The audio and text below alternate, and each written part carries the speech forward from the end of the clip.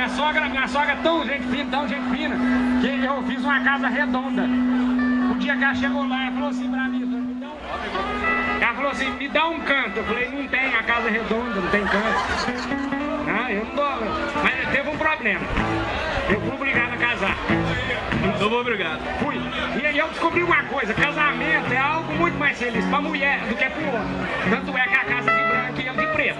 É um trem de jeito. É quase um luto. É quase um luto. Mas o homem também é culpado, porque os homens nunca sabem o que quer, né? Quando tá solteiro, quer tá casado. Quando tá casado, quer morrer. É assim mesmo que os homens fazem. Tá todo mundo insatisfeito com aquele negócio, né, Adão? Então vamos lá, me ajuda a balançar aqui. Atenção! Mãozinha pra cima! 1, 2, 3! Balança, Marcos de Minas! Obrigado! Vamos do lado de cá, bem rapidinho. Opa! Pessoal, galera, vocês do lado de cá.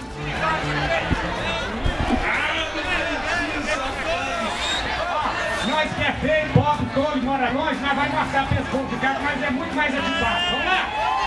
Vamos! Pessoal, galera! 1, 2, 3!